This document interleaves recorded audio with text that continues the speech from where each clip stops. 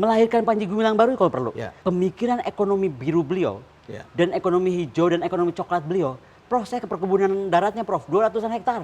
Selalu ada cerita yang menarik kalau kita bertemu dengan Ibu Koni Rahakundini. Senang Siap, ketemu Prof. kembali. Terima kasih diundang, Bu Koni. Prof. You are my role model sebenarnya. Makanya di terbalik wawancara ini. role model saya agak panik sebenarnya. Terbalik ini. Saya selalu mengamati Ibu Koni. Kenapa saya bilang cerita? Karena ceritanya ini pengetahuan. Jadi Ibu Koni yang menarik ini belakangan ini, Ibu Koni ini ketemu dengan Panji Gumilang. Wah, Ketemu iya. Putin, tapi juga sekarang ketemu Panji Gumilang. ada hal yang menarik. Bagaimana ceritanya bertemu dengan Panji Gumilang? Menarik itu begini, karena saya tuh kan melihat masyarakat kita ini ya, hobinya baca clickbait. Oh, clickbait. Dan orang kan bikin clickbait bebas-bebas aja, yang penting supaya Iya. orang baca kan. Iya. Nah, Semakin serem, semakin serem, diklik. semakin orang mau klik. Iya. Padahal menurut saya dari semua keburukan orang pasti ada baiknya kan. Sampai satu hari saya membaca dia akan memberi nama kapal dengan nama saya, kan saya kaget. Saya kenal enggak ya Prof ya? Siapa ini orang gitu kan? Ini bukan kapal perang kan? Bukan, kapal ikan. Jadi dia tuh mimpinya mewujudkan ekonomi biru dengan kapal besar. Kebetulan saya itu nggak banyak yang tahu, saya tuh duduk di Arsip Nasional sekarang. Oh, Dewan oke. Maritim Arsip Nasional Republik di Dewan Indonesia. Maritim. Oke. Jadi saya jadi tahu ternyata kemampuan membuat kapal dari para leluhur kita yang hebat-hebat kan dua Dari Indonesia kan zaman dari mulai Portugis, Spanyol, walaupun mereka nggak sekejam itu. The worst is VOC. Contoh saja Raja Gowa itu dia kan kerajaan 159 tahun. Dan dia tadinya pedalaman. Ini kebalik, kalau Indonesia kan sekarang pindah ke pedalaman. Dari Jakarta pinggir laut, kita mau Ya. IKN ke pedalaman. ya, Oke, ini menarik nih Prof. Ya. Padahal Raja Gowa itu melihat Portugis dan Spanyol tuh kaya karena mereka justru offshore kingdom. ya. Dia pindahkanlah dari pedalaman ke pesisir. Raja Inggris Gowa ini. juga seperti itu. Inggris juga. Nah, Ya. bayangkan dari orang yang tadinya pikirannya pohon, sawah, Ya. dan lain-lain. Gunung. Harus berubah menjadi Laut. negara laut. Nah, dia Ya. prinsipnya sederhana, Prof. Ya. Apa yang waktu itu lawan punya, which is Portugis dan Spain, saya harus punya. Gitu. Jadi bagaimana orang belajar bikin kapal, bagaimana kemudian membangun pelabuhan, syah bandar, diplomasi dengan bahasa beragam. So the whole kingdom change their perspective.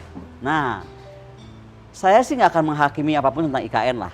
Presiden pasti lebih pintar dari saya dan ada Pak Suharto Mono Arfa yang lebih tahu mesti kemana ya. Dan itu juga ada pelabuhannya juga di Besar. IKN. Ya. Iya betul. Tapi dalam aspek kecilnya, kalau IKN kan masih nunggu kelamaan nih. Ya. Lah kok ada orang punya pesantren yang kita pernah denger sih gonjang ganjing sejak berapa puluh tahun lalu, tapi I don't really pay attention to it. Al Zaitun. Al-Zaitun bikin kapal, ya kan? Terus pak kapalnya itu kok lumayan gede. 50, 70, 150 dan kemudian akan segede kapal Nabi Nuh. Yang which is kalau saya baca di Bible itu is very big lah, segede kapal induk. Nah, sementara 1 Juni kemarin saya dengan Ibu Mega diundang oleh Ibu Mega launching kapal KRI Bung Karno. KRI Bung Karno itu adalah kapal tercepat yang bisa disubmit galangan kita dari industri pertahanan yang tepat waktu, Prof. Yang lain tuh kesian angkatan laut dan angkatan kita yang lain. Itu dibuat sendiri dalam negeri. Dalam negeri. Tapi ini yang aku mau cerita, galangan kapal yang di Lampung itu satu-satunya yang bisa on time 1 tahun. Yang lain kan enggak. Itu di Surabaya atau di Banyuwangi Lampung. itu? Lampung. Oh, Lampung. Lampung. Ya. Cuman ketika KRI diluncurkan, orang pada ngomong gini, Bu, kok ini tega banget ya, itu kan Presiden Indonesia. Masa namanya di KRI yang semuaan panjangnya 70 kelas korvet, harus kelas kapal induk dong, gitu. Jadi ini kan waktu yang bersama nih Prof, tiba-tiba muncul Al-Zaitun yang bisa mau bikin kapal segede Nabi Nuh itu. Sementara saya pikir saya nggak pernah dengar PT PAL mau bikin kapal sebesar itu kan. Ya. Saya ini tipenya Prof, seeing is believing. Harus lihat. Harus lihat dong, orang boleh aja ngomong bikin apa aja, tapi kalau dia nggak bisa bikin, nah karena saya nggak kenal Pak Panji Gumilang, saya bikin WA terbuka. Mancing dia supaya Saya sebarkan ke dia cari. WA, terima kasih Pak Panji. Nah ceritanya gitulah, akhirnya Jadi ada menghubungi. namanya nama kapalnya adalah kapal Koni Koni Rahakundini Bakri. Rahakundini Tapi Bakri. actually it's not about the name, it's about dia mau bikin kapal segede gitu. Saya tuh kan penasaran di mana ya di Iya, Indramayu. iya. Saya google Indramayu segede apa. Nah, nggak lama akhirnya beliau mengirimkan surat resmi mengundang saya.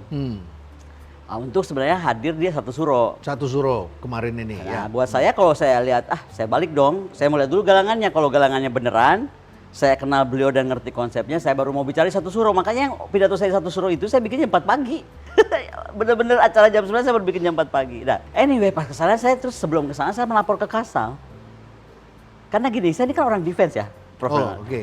Ya. Gini, kita tuh pasti security kita tuh alert gitu. Indonesia kalau kita tahu, kita tuh banyak sekali punya pelabuhan tikus. Jangankan di banyak tempat-tempat, sekali kita.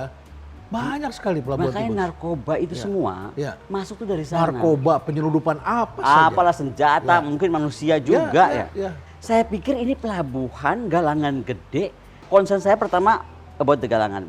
Kedua, isu bahwa di Al-Zaitun itu ada bunker bom gitu. Nah, Dalam hati saya ini orang mengundang gue bicara di Zaitun, kemudian ada bunker bom, wah yang bener aja gitu. jadi kan. penasaran karena isu pertahanannya cukup banyak Ya di dalam itu karena binatang yang bertanya itu kan harus membuktikan. Kalau orang bertanya kan dia kapal, punya bunker, curiosity. persenjataan, It's ya. a very nice campus. Pasukan dia nggak punya. Ya. Punya pasukan lengkap dengan earphone all the time. Gitu. Mungkin juga dibantu sama aparat, saya juga nggak tahu ya. Pokoknya everything's baik-baik aja. Tapi Ya. balik ke galangan, Ya. makanya saya menghadap kepada Kasal. Saya lapor Kasal, saya mau ke sana. Mau lihat itu. Mohon didampingi karena ini begini perkembangan Zaitun. Oh oke Bu Koni, ya langsunglah saya didampingi dan Lanal. Sampai sana dan Lanal saya tanya mana yang lain. Maksudnya kan biasanya kan mereka kan daerah tuh selalu kompak ya. Misalnya kalau dan Lanal ada Dandim ada Kapolres. Bu saya nggak ditemenin Bu. Mereka bilang ngapain ke Zaitun gitu kan. Oh ya sudah kita aja. Sampai sana adalah polisi setempat, polsek ya kalau nggak salah. Of course yang diundang masuk karena dari pertama saya bilang sama Pak Panji, saya nggak sendiri loh.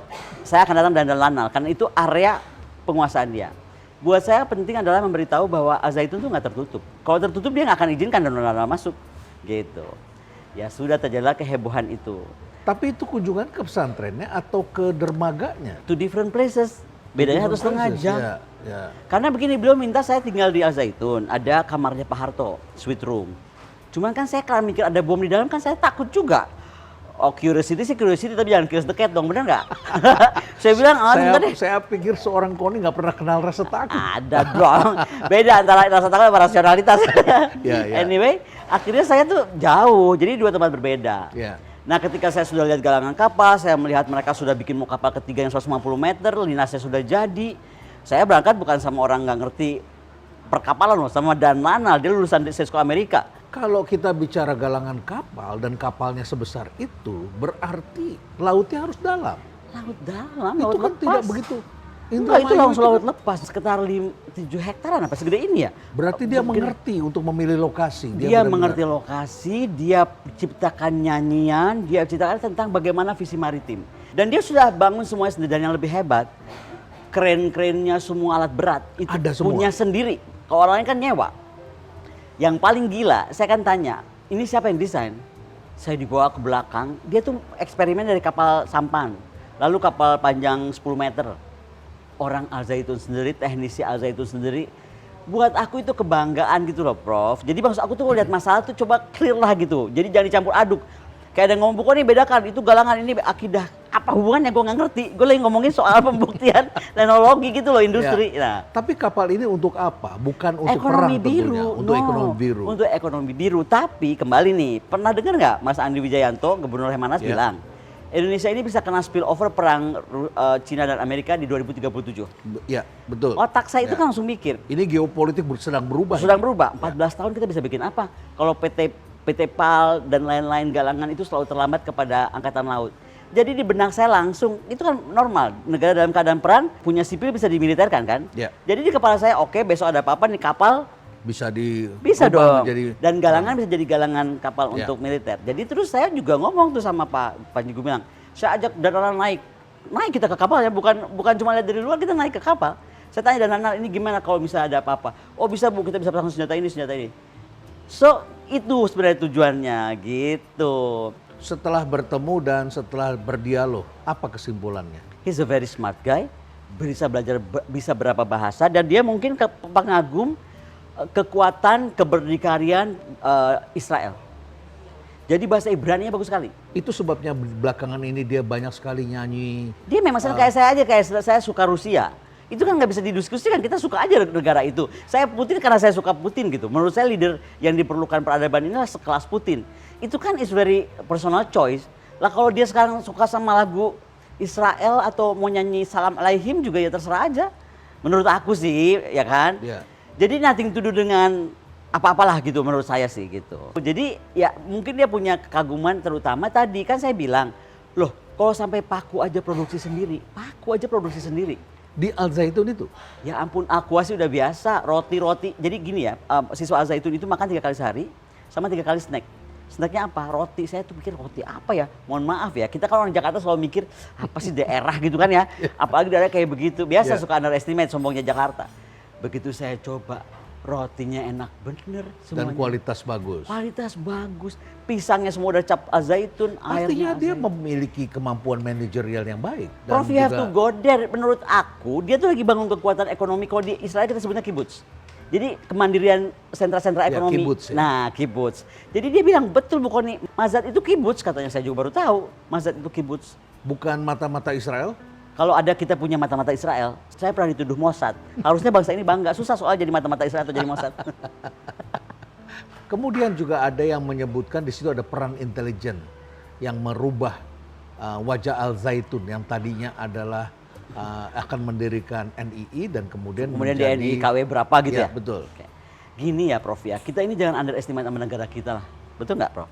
Dengan bangsa sendiri. Dengan bangsa sendiri. Kita punya Menko Polhukam. Nah ini kritik saya juga buat Pak Mahfud lah.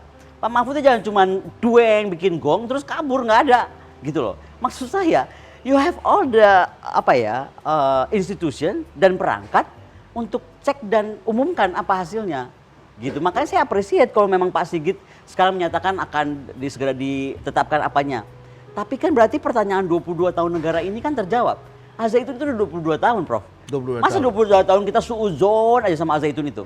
Makanya buat saya sekarang ada begini malah pembuktian. Tapi tugas saya kemarin, pertama nggak ada hubungan sama si KW-KWan itu. Itu tugasnya Pak Budi Gunawan dong. Ya. Ada BIN. Ya, Kalau perlu pakai intelijen. BAIS, pakailah BAIS. Ya. Nah, jadi buat saya lebih kepada tadi, oh ini ada apa-apa sama negeri ini nih, galangan ini berfungsi. Dan kalau ada apa-apa sama Al Zaitun, we never know ya, organisasi sebesar itu. Katanya uangnya banyak banget, Prof. Pasti ada juga kepentingan-kepentingan yang kita nggak ngerti apa. Jangan sampai galangan itu jatuh ke tangan yang salah. Buat saya itu aja, pokoknya harus ada apa-apa, AL ambil gitu. Baik. Jadi Al Zaitun clear sudah bukan Clear.